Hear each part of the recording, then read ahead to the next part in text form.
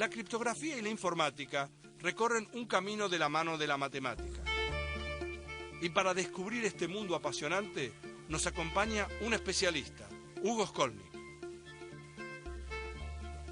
Hugo, debe haber pocas cosas en la historia de la criptografía que hayan tenido una incidencia tan grande en lo que pasó después como la máquina Enigma. Contame lo que es la máquina Enigma.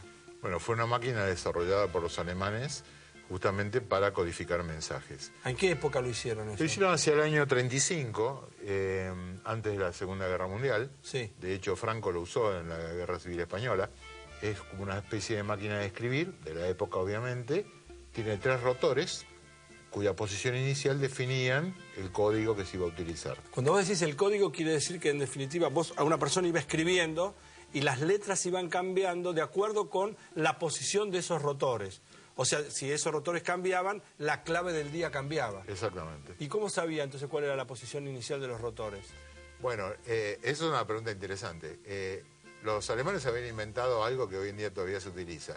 Eran transmisiones de radio muy cortas, donde en definitiva había un código en la transmisión de radio que definía la posición de los rotores del día.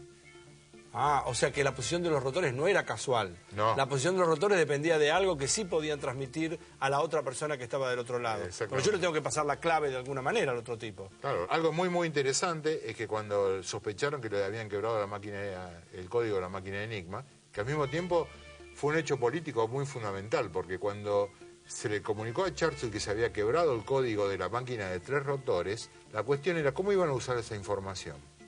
Porque en el momento que la usaran, los alemanes se iban a dar cuenta que lo habían quebrado. Sí. Entonces, el primer mensaje que se desencriptó anunciaba el bombardeo de Coventry, en Inglaterra. Sí. Y Churchill decidió no usar esa información para que no se dieran cuenta que habían quebrado la máquina Enigma. ¿Y eso después le permitió ganar la guerra? Esta es la parte de la criptografía, la parte de la historia, que tiene que ver con algo que se ha sofisticado muchísimo y de lo que queremos hablar sistemáticamente en Alterados por Pi con Hugo Skolnik.